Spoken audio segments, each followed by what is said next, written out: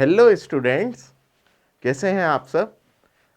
Rapid revision 12th class का चल रहा है, अकाउंटेंसी सब्जेक्ट का, आप सभी को पता है। हम इसी सीरीज़ में एडमिशन ऑफ पार्टनर वाला चैप्टर फिनिश कर चुके हैं। आज हम नए चैप्टर की ओर आगे बढ़ रहे हैं और उसके कुछ बेसिक कंसेप्ट सीखेंगे। तो आप मेरे साथ बने रहिए। वीडियो को अगर आप पसंद आ रहा है तो लाइक कीजिए, शेयर कीजिए, सब्सक्राइब कीजिए और अपने सभी दोस्तों के साथ शेयर कीजिए जिन जिन का मार्च में एग्ज़ाम आने वाला है। तो आइए हम आगे बढ़ते हैं। आज हमारी 13 नंबर की क्लास है बच्चे, ठीक है। नया चैप्टर है retirement and death of partner. किसी फर्म में पार्टनर की डेथ हो जाए या फिर रिटायरमेंट हो जाए तो उस समय हम क्या करते हैं, आइए तो थोड़ा समझते हैं।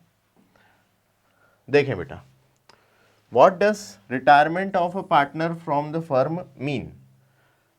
फर्म से रिटायरमेंट ऑफ पार्टनर मतलब क्या होता है इसका, ठीक है।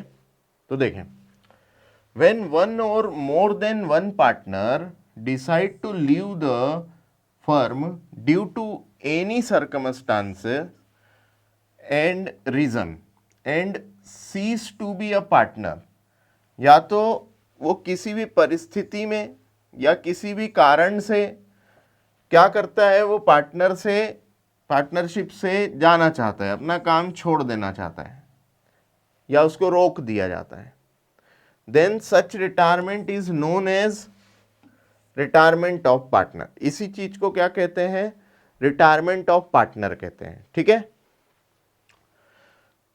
तो मान लो 4 पार्टनर थे, एक चला जाए तो भी रिटायरमेंट है, 2 चले जाए तो भी रिटायरमेंट है, 3 चले जाए तो फिर रिटायरमेंट है, और फिर वो पार्टनरशिप फर्म भी नहीं रहेगी क्योंकि एक ही बंदा बचेगा, क्योंकि मिनिमम मेंबर कितने होने चाहिए, 2 या 2 से ज़्यादा, ठीक है। चलें आगे बढ़े, देखें। अच्छा, इसका स्क्रीनशॉट ले लें बच्चे। हिंदी मीडियम वाले नीचे वाला पढ़ेंगे, इंग्लिश मीडियम वाले ऊपर वाला पढ़ेंगे, ठीक है। देखें, on retirement of partner why is gaining ratio calculated. Gaining ratio क्यों कैलकुलेट किया जाता है, तो ध्यान से सुनना बच्चे। एक बात बताओ, ये हमारी एक फर्म है जिसमें ए, बी और सी पार्टनर हैं। सी फर्म से चला गया, अब सी फर्म से जब जा रहा है तो वो अभी तक जो हिस्सा पाया करता था, तो इसका जो हिस्सा है, वो अभी तक जो हिस्सा पाया करता था, क्या वो अब इन दोनों में नहीं बटेगा? बिल्कुल बटेगा। अभी तक जो हिस्सा 3 लोगों में बटता था, अब वो 2 ही लोगों में बटेगा। तो बताइए वो 2 लोग क्या करेंगे, गेन करेंगे अपने फर्म से, ठीक है। किसके वजह से, इसकी जाने की वजह से ये लोगों को क्या होगा, गेन होगा। इसलिए हमें क्या निकालना होगा, गेनिंग रेशो निकालना पड़ेगा, ठीक है। अब गेनिंग रेशो क्या होता है, कैसे निकलता है, तो सुनो, आपको न्यू रेशो में से हमको ओल्ड रेशो माइनस कर देना पड़ता है, तब जाकर हमारे पास गेनिंग रेशो निकल के आता है, ठीक है। तो ये न्यू रेशो हमें या तो दिया रहेगा या निकालना पड़ेगा। ओल्ड रेशो दिया रहेगा क्वेश्चन में, इन दोनों को आपस में मल्टीप्लाई माइनस करके हमें क्या निकल जाएगा, गेनिंग रेशो निकल जाएगा। बोले बड़े आगे चलें, तो देखो इसके बारे में क्या लिख दिया। When a partner retires from a firm, the share of profit of the retiring partner is distributed among the remaining partner. जो शेयर प्रॉफिट का है वो रिटायरिंग पार्टनर का, वो अब रिमेनिंग पार्टनर में बंटना चालू हो जाता है। Ratio in which the share of the retiring partner is distributed among other partner is called gaining ratio. Ratio in which the share of the retiring partner is distributed among other partners is called gaining ratio. Okay, तो ये क्या कहलाता है, gaining ratio कहलाता है। जो कि जो व्यक्ति जा रहा है उसका हिस्सा बचे हुओं में बटेगा। ठीक, स्क्रीनशॉट ले लें इसका। दोनों पढ़े, इंग्लिश मीडियम वाले बच्चे, हिंदी मीडियम वाले बच्चे, नीचे का हिंदी मीडियम वालों के लिए। चलो आगे बढ़े, देखें अब एक और क्वेश्चन है, what is annuity method for payment to a retiring partner. Retiring partner को पेमेंट करने की एन्युटी मेथड क्या होती है? तो सुनो, on retirement of a partner the amount due और payable to him is transferred to annuity suspense account from which a predetermined amount with interest is payable to the partner each year। समझना, annuity method क्या होती है, पहले annuity समझो क्या होती है। जैसे कोई पार्टनर 31 मार्च 24 के दिन क्या हो रहा है, रिटायर हो रहा है मान लो, ठीक है। अब इस दिन क्या होता है, फर्म के पास कैश अवेलेबल नहीं होता कई बार,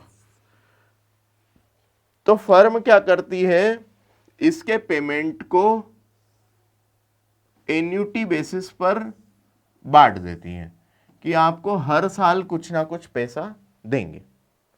एन्युटी बेसिस पर annually something amount will pay to retiring partner. Okay, ध्यान से सुनना।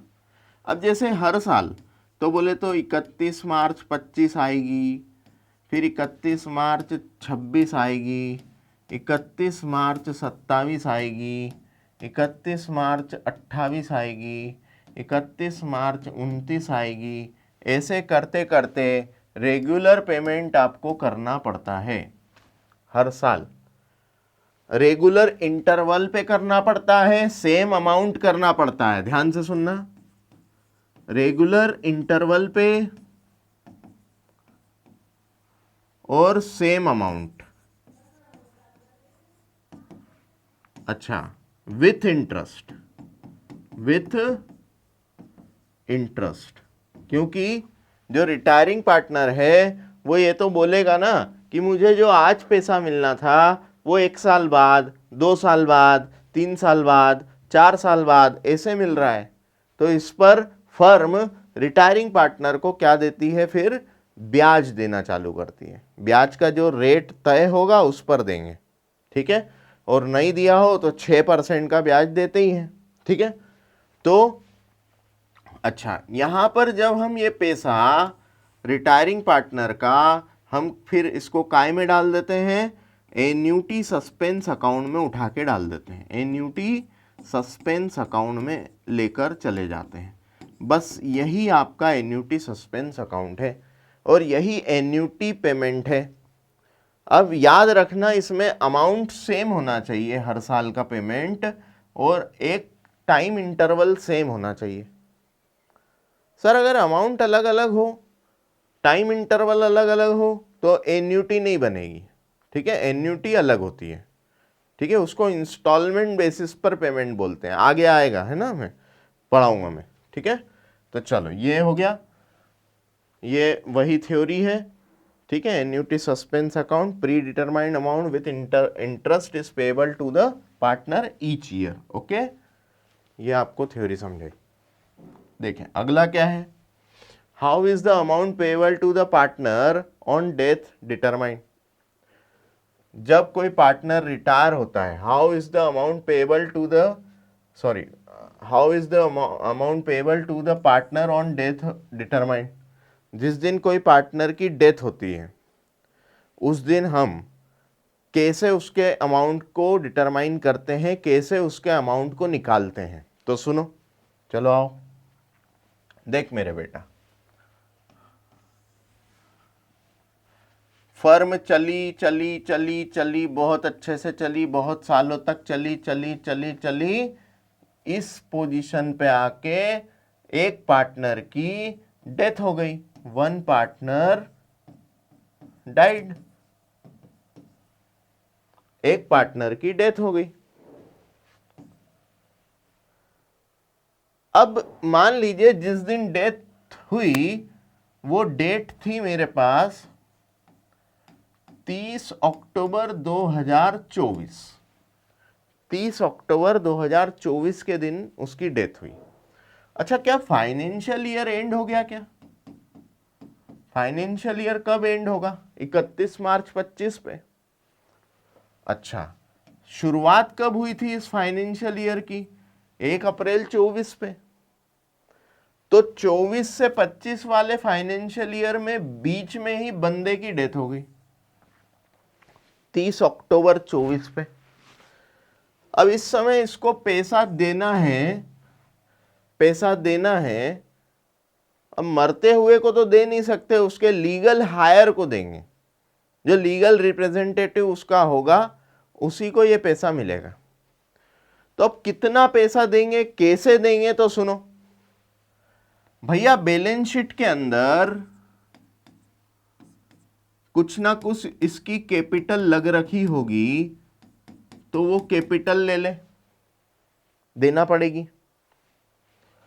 अगर मान लीजिए कोई प्रॉफिट था तो शेयर इन एक्यूमुलेटेड प्रॉफिट, अगर कोई एक्यूमुलेटेड प्रॉफिट था तो उसमें भी बंदा हिस्सेदारी पाएगा।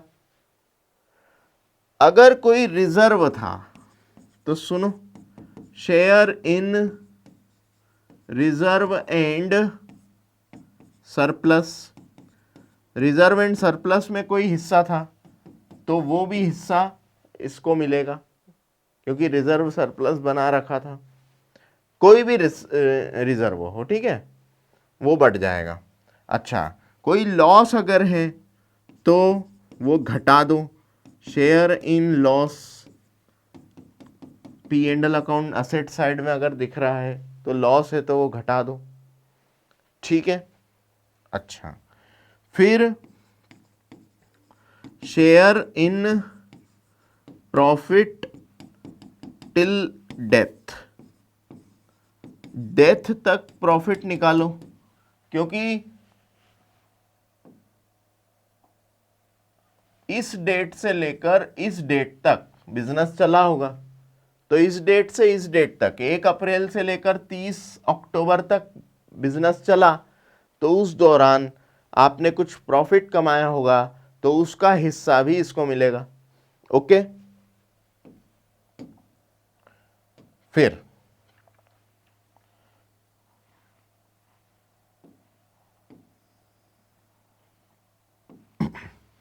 अगर कोई ड्राइंग है,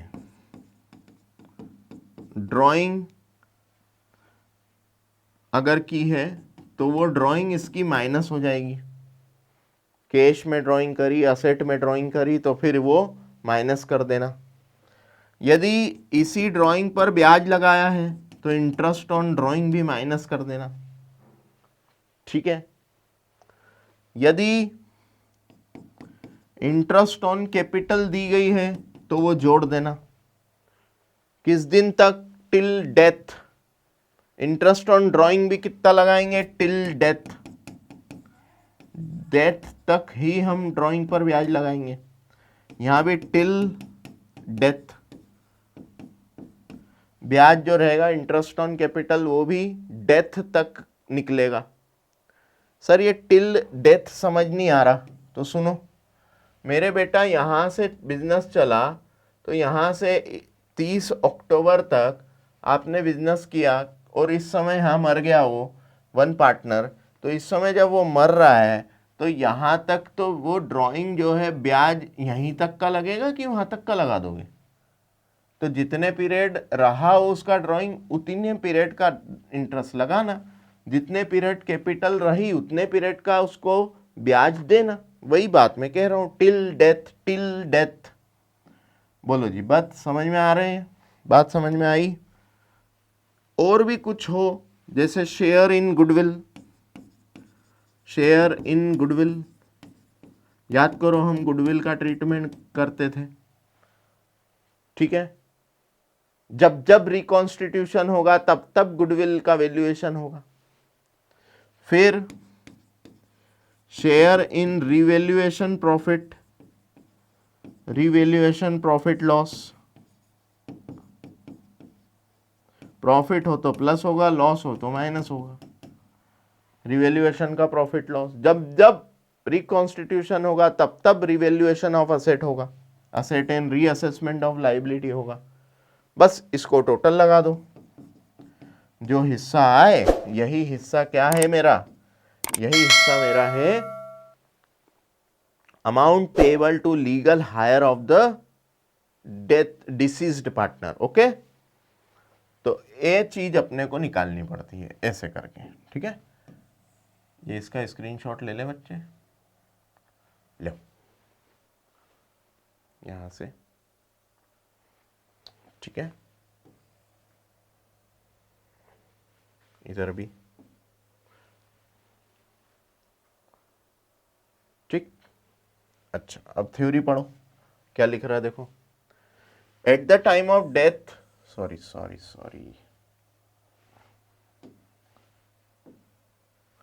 at the time of death of a partner, the amount payable is calculated by preparing the account which is addition to his capital, includes adjustment for interest on capital, balance of current account, अगर current account भी है, याद है fix capital का case हो, current account maintained हो तो current account का बैलेंस हो, क्रेडिट बैलेंस हो तो जोड़ देना, डेबिट बैलेंस हो तो माइनस कर देना, ऐसी बात है। शेयर ऑफ गुडविल अभी बताई, रिवैल्यूएशन प्रॉफिट या लॉस, फिर जॉइंट लाइफ पॉलिसी। कई बार क्या होता है, पार्टनर लोग आपस में जॉइंट लाइफ पॉलिसी लेकर रखते हैं, जिस दिन पार्टनर की डेथ हुई उस समय पॉलिसी को क्या करते हैं, इंश्योरेंस कंपनी से हम मांग लेते हैं हमारी क्लेम, कि हमारा पार्टनर डेथ हुआ, आपने लाइफ इंश्योरेंस पॉलिसी ले रखी थी, आप हमें क्लेम दीजिए। तो वो जो क्लेम मिलता है तो उस क्लेम में जो हिस्सा उसका है वो हिस्सा भी उसमें जोड़ दिया जाएगा, ठीक है। Profit till death of death, profit till date of death, drawing and interest on drawing, ठीक है। पार्टनर्स लोन, अगर उसने लोन दिया है तो वो भी क्या होगा, एडजस्ट होगा। इंटरेस्ट ऑन दिस लोन, इस लोन पर दिया जाने वाला ब्याज, ये भी एडजस्ट होगा। तो ये सब चीज़ें उसके साथ एडजस्ट करें और आपको उसका हिस्सा निकालना है, ठीक है। डिसीज पार्टनर के लीगल हायर को कितना देना पड़ेगा ये निकल जाएगा। उसके बाद उसका पेमेंट दे देंगे, या तो पेमेंट लमसम दे देंगे या फिर इंस्टॉलमेंट में दे देंगे, या फिर कुछ लमसम मतलब कुछ हिस्सा पे कैश में अभी दे देंगे, कुछ इंस्टॉलमेंट में दे देंगे, और या फिर एन्युटी के द्वारा दे देंगे, ठीक है। ऐसी बातें। चलो आगे बढ़े, ये हो गया। चलो एक और क्वेश्चन है। अच्छा, इसका स्क्रीनशॉट नहीं दिलवाया मैंने, ये ले लो इसका स्क्रीनशॉट, हिंदी वाले नीचे का पढ़ेंगे। आओ, अब एक और क्वेश्चन है। On death of partner to whom is the amount due paid. जब इंसान मर जाता है, जब पार्टनर मर जाता है, डेथ हो जाती है, तो उस समय किसे पेमेंट दिया जाता है। तो देखो आंसर क्या है। On death of partner the amount due to the deceased partner is paid to legal heir. किसको दिया जाता है, उसका लीगल हायर, ठीक है, कानूनी उत्तराधिकारी। लीगल हायर को क्या बोलते हैं, कानूनी उत्तराधिकारी, उसको पैसा दिया जाता है, ठीक है। चलो आगे बढ़ो। अच्छा, स्क्रीनशॉट नहीं दिलाया, लो ये लो। चलो आगे बढ़ते हैं, अगला। What is meant by expulsion of partner.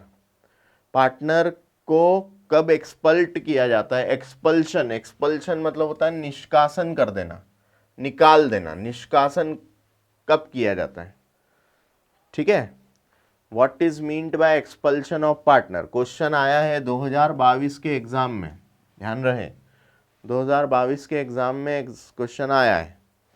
तो देखो, a partner may not be expelled from a firm by any majority of the partners save in the exercise in good faith of powers conferred by the contract between partners क्या लिख दिया कि किसी भी साझेदार को किसी भी साझेदारों के बहुमत द्वारा एक फर्म से निष्कासित नहीं किया जा सकता।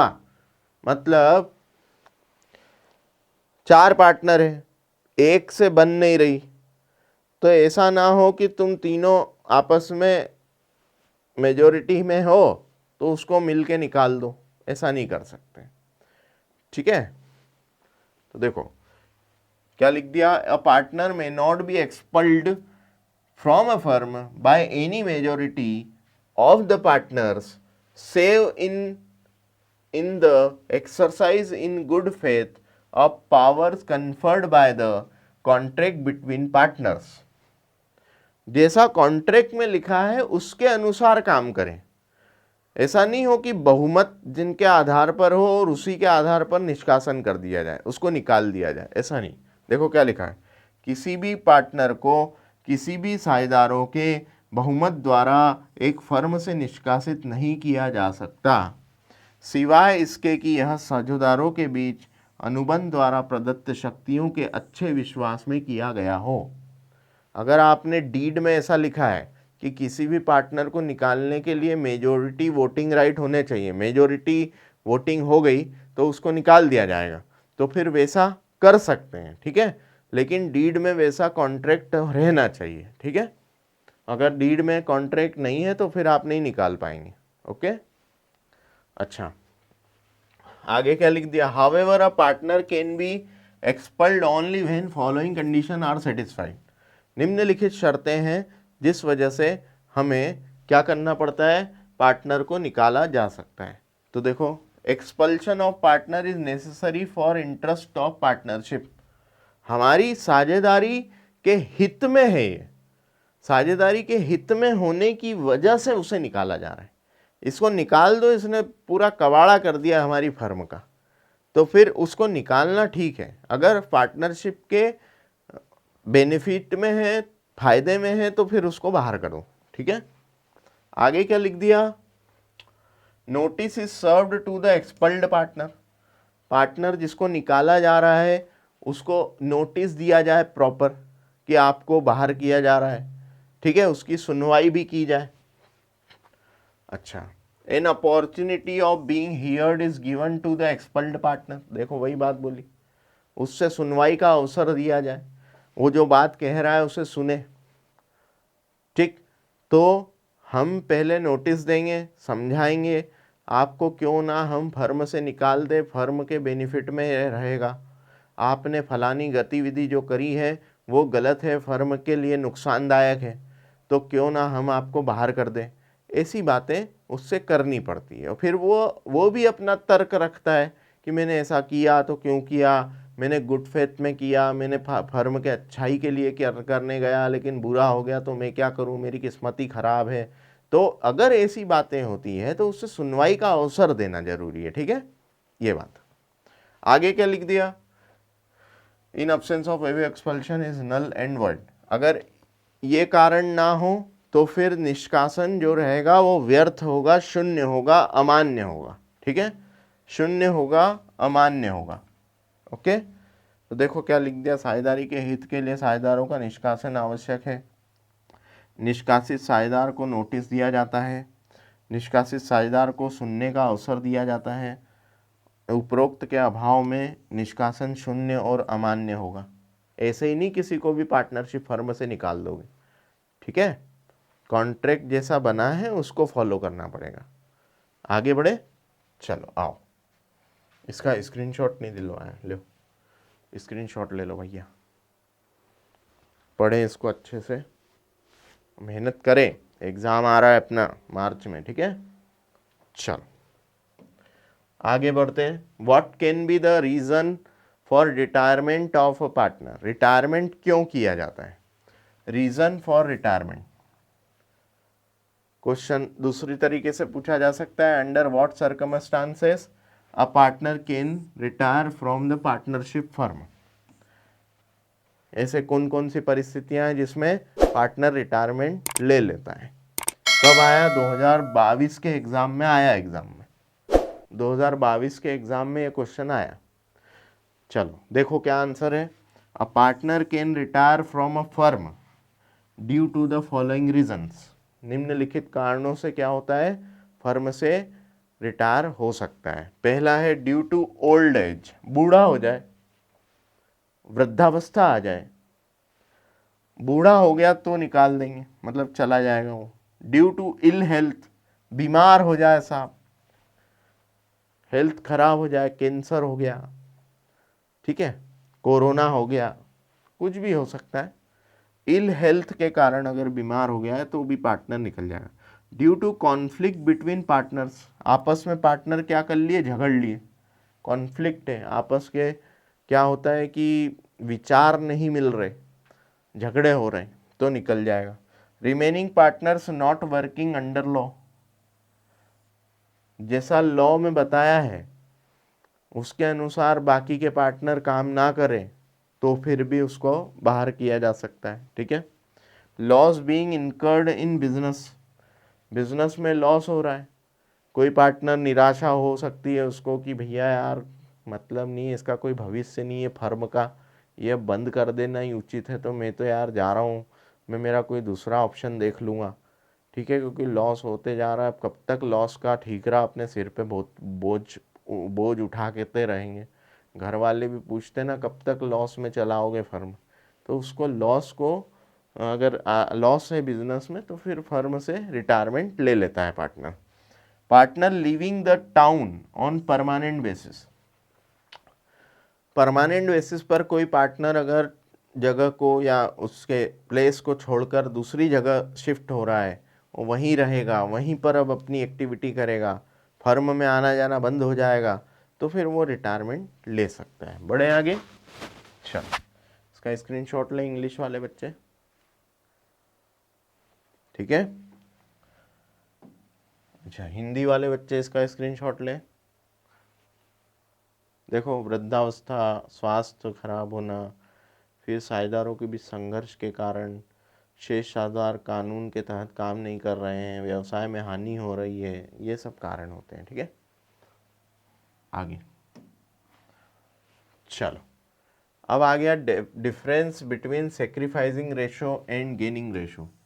कब पूछा बेटा, 2019 के एग्जाम में पूछा। डिफरेंस बताइए सेक्रीफाइसिंग रेशो और गेनिंग रेशो में।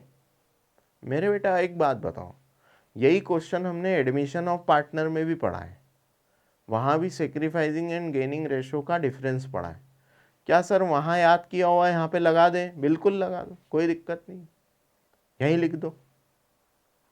तो एक बार याद करना है, वहाँ नहीं किया तो अभी कर लो। चलो देखो, the following are the major difference between sacrificing ratio and gaining ratio. सुनो, relation with partners, sacrificing ratio is related with old partner who sacrifice their share of interest towards the new partner.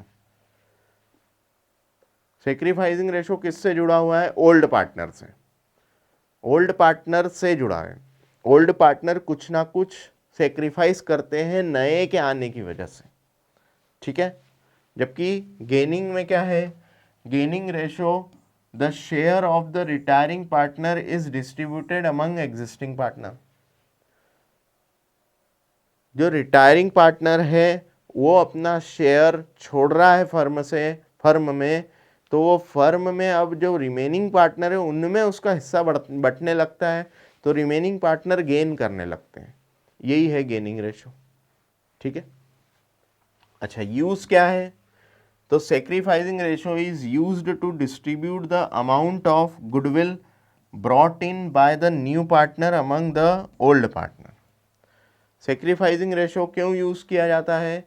इसलिए use किया जाता है कि जो नया partner आ रहा है फर्म में, वो गुडविल का पैसा ला रहा है, तो उस गुडविल के पैसे को बांटने के लिए भी हमें सेक्रीफाइस रेशो की आवश्यकता लगती है, क्योंकि उसके आने से जो सेक्रीफाइस कर रहा है उसी के बीच में वो गुडविल का पैसा बंटता है।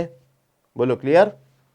आगे, on the basis of the gaining ratio the amount of goodwill being paid to the retiring partner is debited among the existing partner.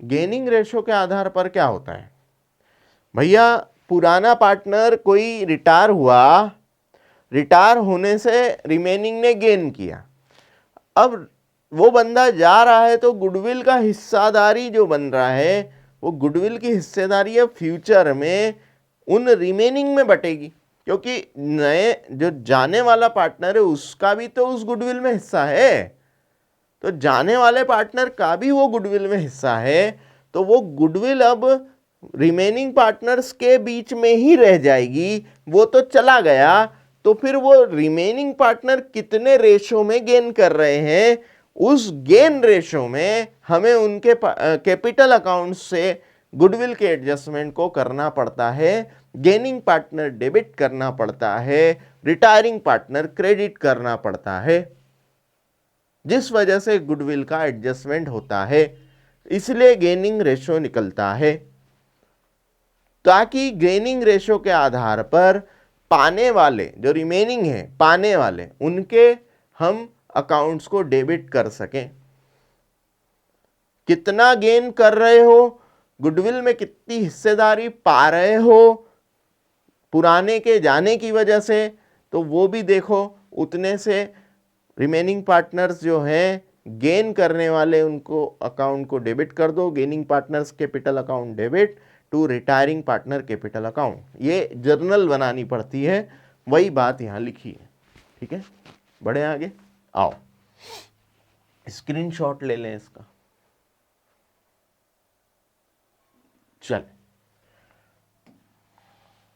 देखो, नीड क्या है, इसकी नीड क्या है, तो sacrificing ratio is calculated at the time of admission of a new partner.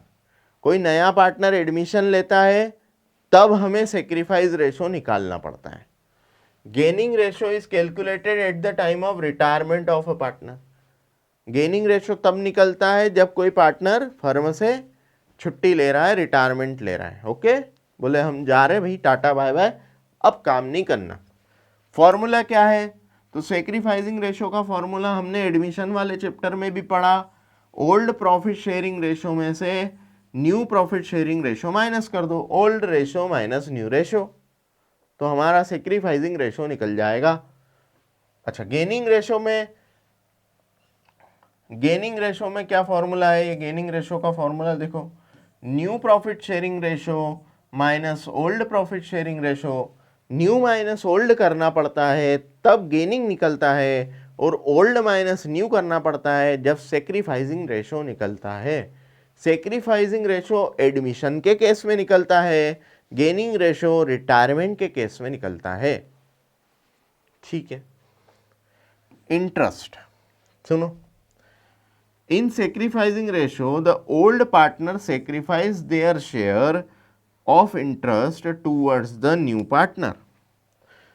sacrificing ratio जो निकलता है उसमें याद रहे पुराने साझेदार अपना हिस्सा न्यू के फेवर में छोड़ रहे होते हैं, नया पार्टनर आ रहा है उसके फेवर में कुछ हिस्सेदारी छोड़ रहे होते हैं, इसलिए उनको सेक्रीफाइस रेशो कहा जाता है।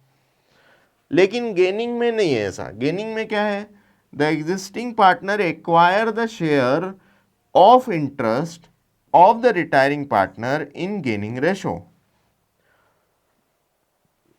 जो बचे हुए साझेदार है, एग्जिस्टिंग पार्टनर, वो जो बंदा रिटायर हुआ है उसके हिस्से को पा रहे होते हैं, तो वो गेनिंग रेशो में पा रहे होते हैं। इस वजह से यहां पर क्या लिखा, एक्वायर, शेयर क्या कर रहे हैं वो, एक्वायर किससे, रिटायरिंग पार्टनर से उसकी हिस्सेदारी को एक्वायर कर रहे हैं। इस वजह से ये क्या कहलाता है, हमारे गेनिंग रेशो कहलाता है। बात समझ गए, तो ये कुछ डिफरेंस था इसका, स्क्रीनशॉट ले लें बच्चे। चलो बड़े ऐसा का ऐसा छाप देना एग्जाम में। हिंदी वाले बच्चे, ये हिंदी मीडियम वालों के लिए थोड़ा इसमें लाइन वगैरह नहीं बनी है, लो मैं बना देता हूँ, ये लो